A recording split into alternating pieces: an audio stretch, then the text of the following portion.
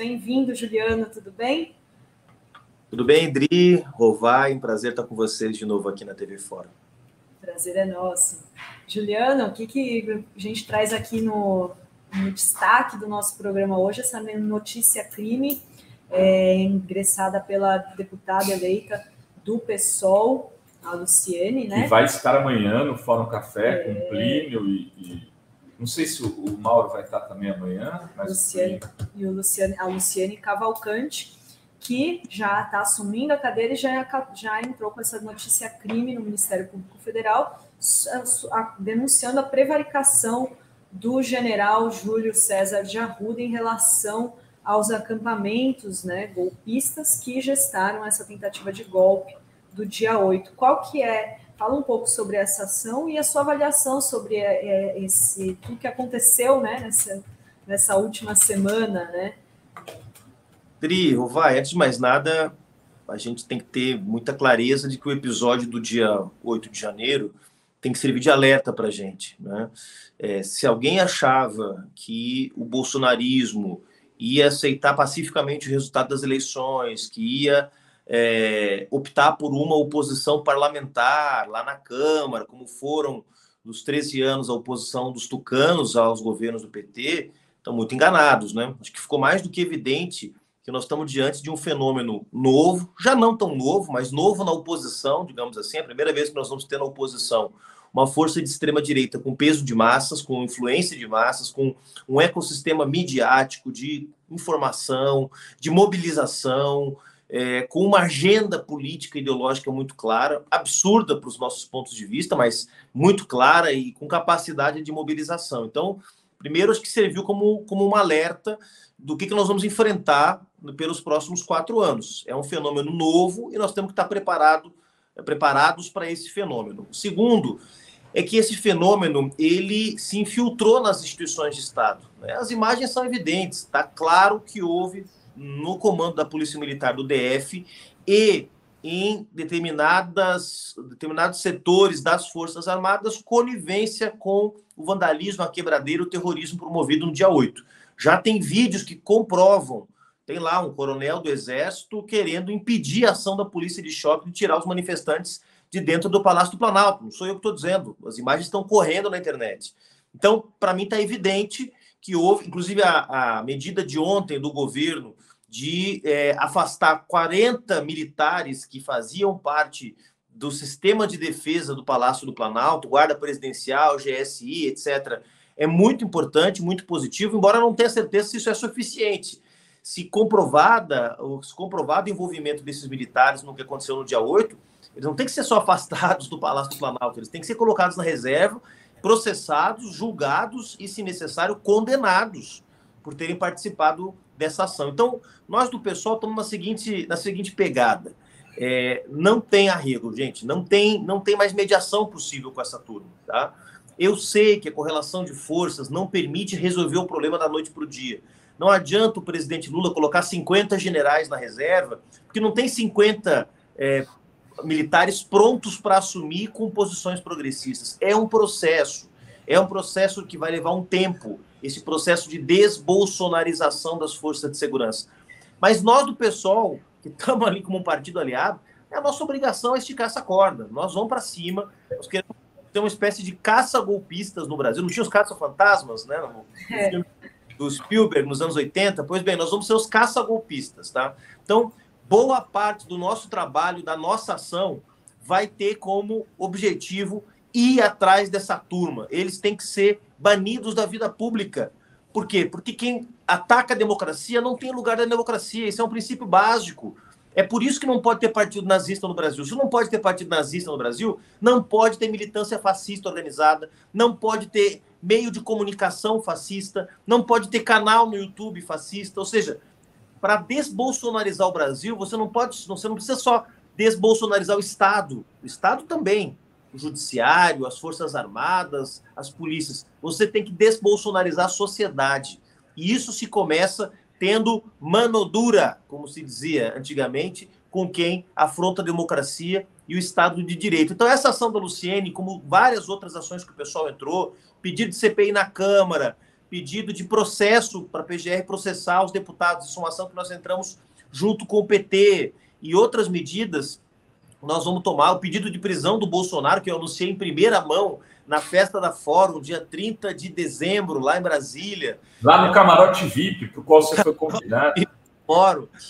Então, são medidas que a gente está tomando, um conjunto de medidas para mostrar que, pelo menos nós do PSOL, e eu tenho certeza que posso falar em nome de boa parte da militância progressista do Brasil, que fala em nome da Fórum, de tantos outros veículos, nós não vamos dar arrego para quem quer nos colocar na clandestinidade, para quem quer nos perseguir, para quem quer nos matar, porque é isso que eles tentaram fazer ao longo de 4 anos.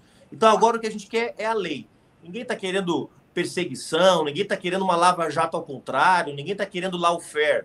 A gente só quer que a lei seja cumprida. Juliano, falando em lei ser cumprida, eu me recordo que a gente conversava um dia, ainda antes da eleição, se não me engano, antes da eleição, e você falava, não, é preciso, no mínimo, tornar o Bolsonaro inelegível. Isso para a defesa da democracia. E que aí vocês entraram com esse pedido. Agora, eu te pergunto, não deveria ser feito a mesma coisa para todos os golpistas que foram identificados nesses atos terroristas? O pessoal não poderia entrar com esse pedido? Por quê? Porque muitos deles, eu sei que, por exemplo, em Santos tem um que organizou os ônibus, foi lá, disse que foi orientado por um major para escapar, ele saiu porque o major falou para ele como fugir, e virou herói de um bando de picareta daqui.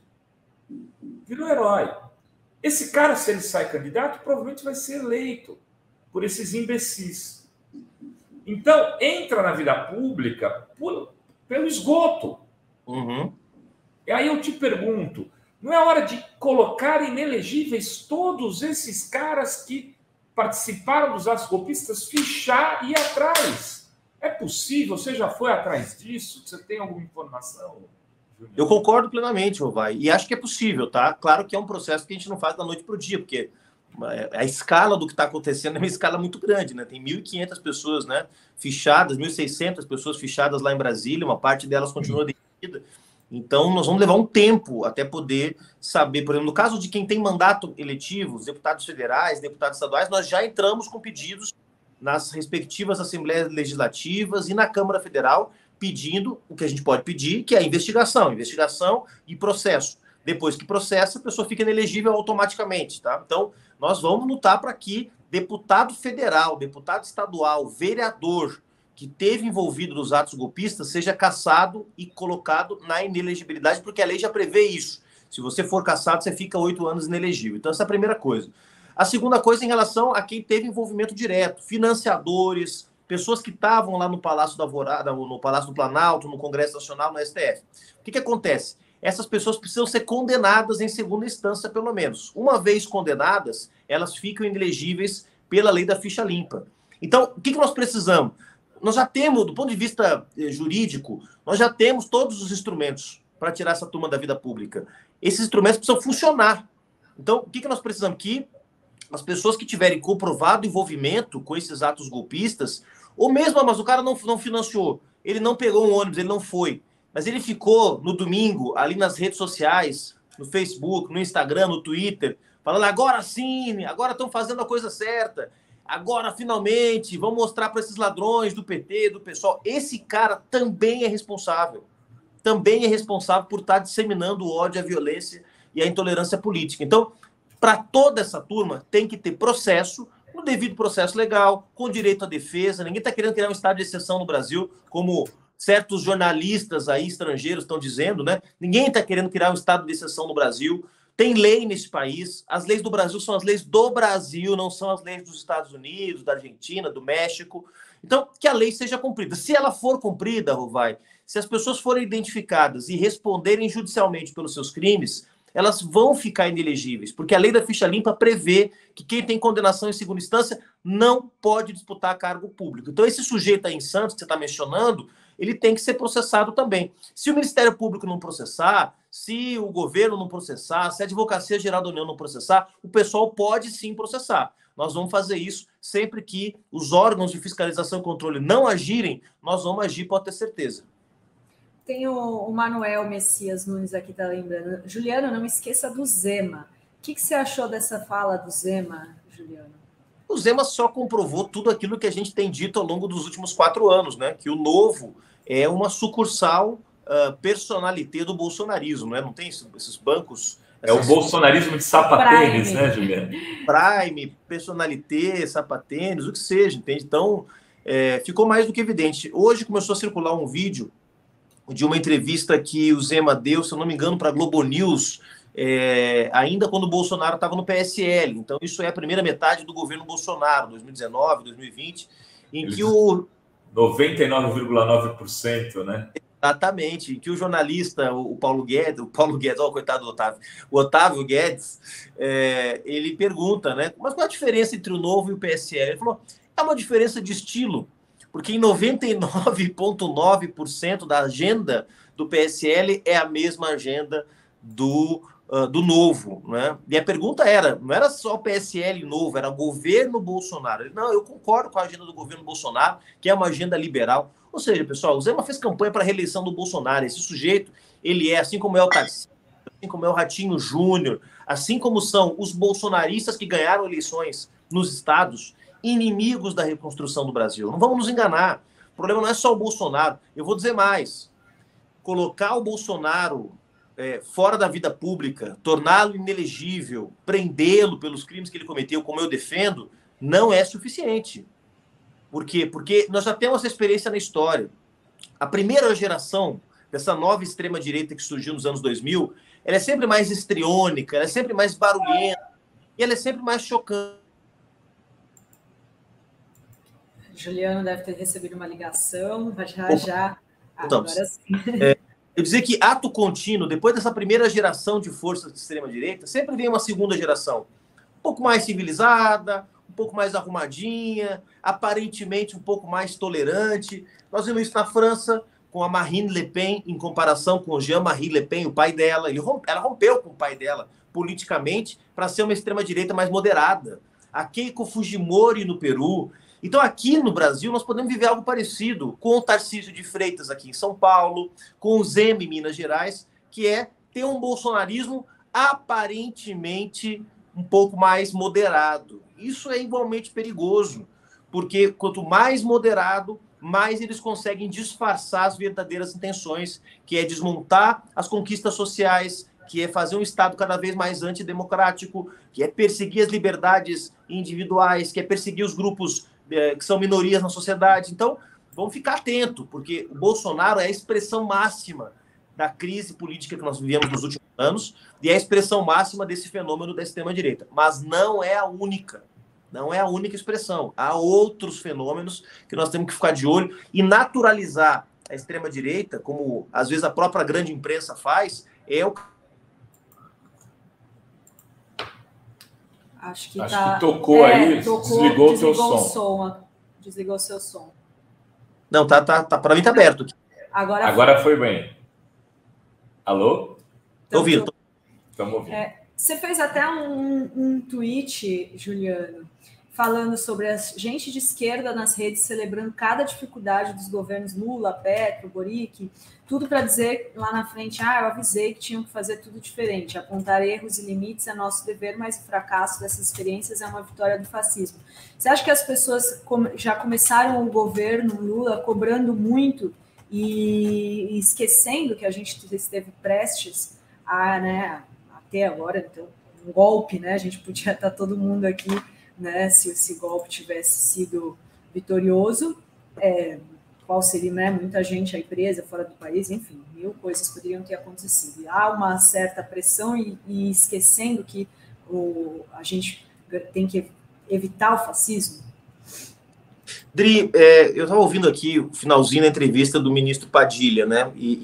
Ouvi aqui o Rovai cobrando a promessa em relação ao aumento real do salário mínimo, que foi uma promessa de campanha. Eu acho que isso está dentro do nosso dever, até, como militantes de esquerda, como militantes que querem ver esse projeto dando certo. Um projeto liderado pelo Lula, que seja frustrante, é a porta de entrada para o bolsonarismo em 2026. Então, é óbvio que nós temos que ajudar o governo a dar certo, e ajudar a dar certo não é só dizer sim, senhor, para tudo. É também cobrar, é também criticar. Então, não tem nenhum problema com isso, tá? A questão é que eu só tenho algumas pessoas, um perfil de militância, vamos dizer assim, um perfil de militância na rede, que está pronta, sempre pronta, para fazer um tweet, para fazer uma postagem, para fazer um ataque, às vezes, a esses governos, ao governo do Lula, ao governo do Petro, ao governo do Boric, e eu não vejo essa mesma disposição para apontar coisas importantes. Olha, só ontem, o governo Lula tirou o Brasil de uma aliança internacional que previa criminalização do aborto em todos os casos e, portanto, a proteção dos direitos dos estupradores. O governo Lula revogou a portaria que permitia a exploração ilegal de madeira em terra indígena. O governo Lula anunciou o aumento do piso do magistério. O governo Lula colocou 40 militares para fora do Palácio do Planalto. E eu vi um monte de gente falando, mas porque o Lula isso, porque o Lula aquilo, porque a ministra tal, o ministro tal. Então, eu acho que tem que ter um equilíbrio, gente. É dever de quem é militante de esquerda fazer cobrança, sim. É dever nosso apontar erros, apontar limites. Não tem problema nenhum nisso. E eu vou fazer muito isso ao longo desses 4 anos, independente do pessoal ser base no governo, como ele é base do governo, ou ele não ser. A questão é outra. A questão é como que a necessidade de lacrar nas redes, de ter aquele cara que está dizendo que ninguém está dizendo, que está apontando os erros, como que essa necessidade às vezes se sobrepõe ao nosso dever também de proteger esses projetos. Eu vi alguns ataques aí meio desequilibrados aí em relação ao Boric. Eu vejo sempre, né? Porque tem um ranço na esquerda brasileira, especialmente uma esquerda mais velha, digamos, no Brasil, tem um ranço com o Boric, tem um ranço com o Petro, porque não é a turma do Foro de São Paulo, como não é a turma dos anos 80, como não são os meus amigos dos anos 80, então não vale, não presta. Não é por aí, gente. São experiências novas, experiências que têm limites, experiências que têm avanços importantes, né? E ninguém fala dos avanços do governo Boric, do governo Petro, e eu estou vendo que isso daqui a pouco vai se reproduzir no Brasil também. Ninguém vai estar falando dos avanços do governo Lula e só dando porrada. Então tem que ter um equilíbrio. Eu vi amigos meus, militantes do PSOL, pessoas que eu respeito, fazendo isso, atacando o governo Boric ontem, para tentar, através do ataque ao governo Boric, atacar o Haddad por conta do pacote econômico que está sendo pensado, discutido. Então, vamos ser um pouquinho mais parcimoniosos. Ninguém está pedindo aqui blindagem ao governo. Eu não vou blindar esse governo, não tenho nenhuma obrigação, não sou nem parte do governo. Eu sou dirigente de um partido de esquerda que tem um projeto de renovação da esquerda brasileira, então eu vou cobrar muito esse governo. Mas vamos equilibrar isso. A necessidade de lacrar na rede social não pode estar acima da nossa tarefa, do nosso dever de fazer esse projeto dar certo. Muito boa a sua fala, Juliano, muito boa. Muito responsável, muito séria, porque é isso, né?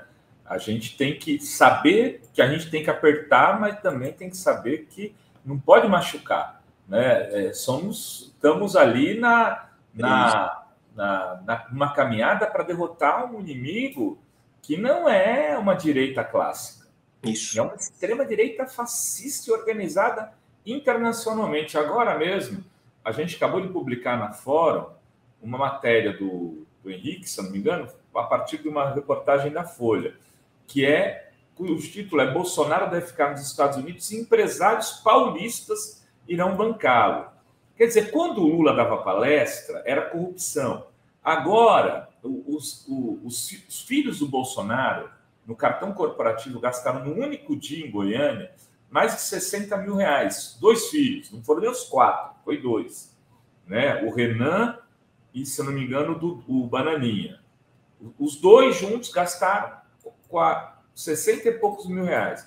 Agora, os empresários paulistas vão bancar nos Estados Unidos. Ele está na casa do Zé Aldo, ninguém sabe. Tem uma casa do lado alugada para o filho e para o pessoal da Entourage do Bolsonaro. Bolsonaro vai sair fazendo palestras, Juliano, está nessa mesma matéria, vai sair fazendo palestras por 10 mil reais, que, inclusive, para um palestrante não é exatamente muita coisa, palestrante internacional, para divulgar os feitos dele no Brasil.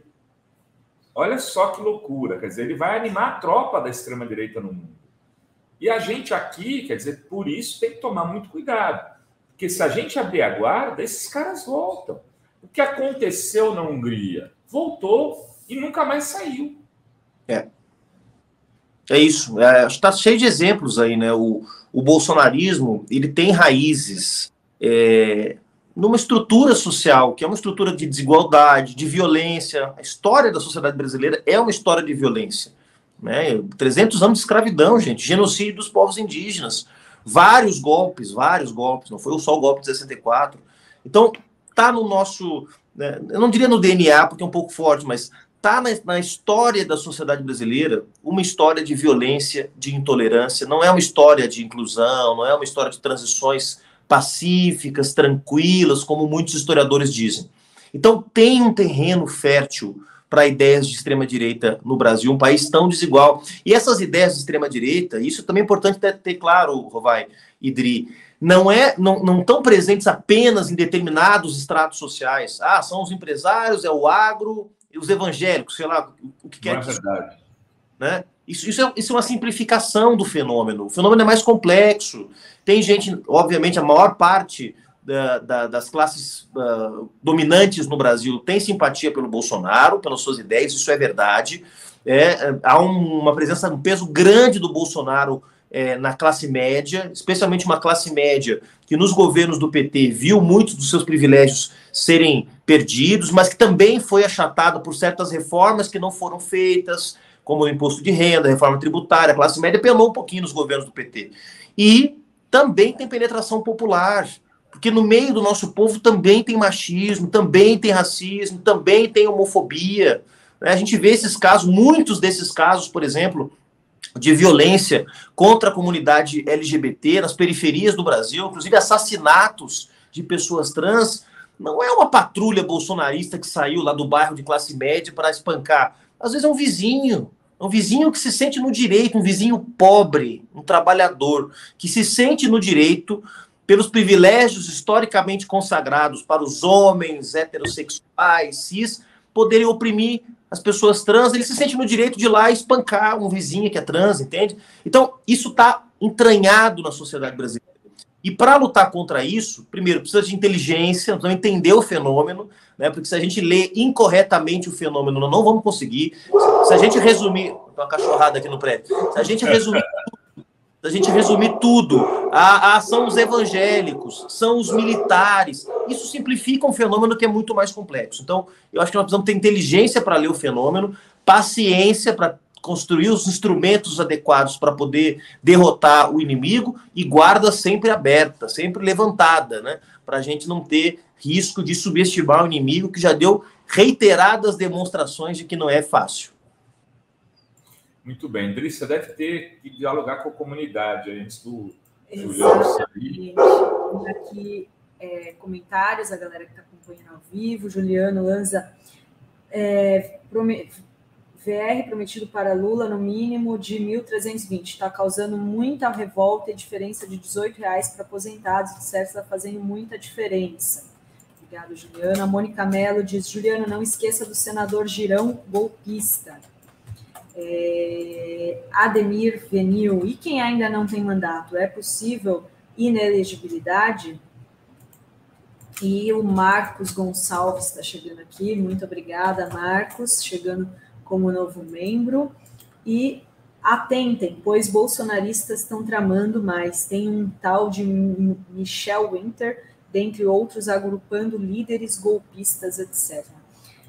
E aí eu pergunto sobre essa questão, né, da gente conseguir ter essas ações importantes, piso do magistério, etc., que você listou. Não é um problema de comunicação? O que você acha que deve ser feito daqui para frente para que essas pautas positivas cheguem na população e a gente consiga disputar, porque ainda tem muita gente acreditando nessas fake news, etc. Como que você vê esse problema?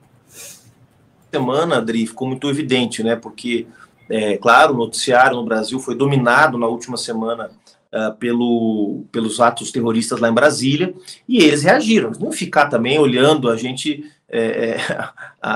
os veículos de comunicação e a gente falando sozinho. Eles reagiram com o que eles sabem fazer de melhor, que é mentiras. Primeiro, mentiram que o Lula podia fazer a correção da tabela do imposto de renda imediatamente e que não estava fazendo porque não queria. O que é mentira, porque tem que ser respeitado o princípio da anualidade para que se possa conceder a isenção para quem ganha até R$5.000 de renda mensal, que essa é a promessa de campanha do Lula, só que você tem que ampliar quem está hoje com milhões de reais de renda mensal pagando 27,5%. Ou seja, a correção da tabela não pode ser só a isenção na ponta de baixo. Isso o Lula até poderia fazer, mas para que não haja uma ampliação do déficit fiscal, você tem que aumentar a arrecadação lá em cima. Então, não dá para aumentar imposto no Brasil sem respeitar o princípio da anualidade, ou seja, tem que ser você aprova a lei para ela começar a valer um ano depois. E os bolsonaristas foram para as redes, inclusive nas minhas redes, nas da Fórum, certamente. Mas cadê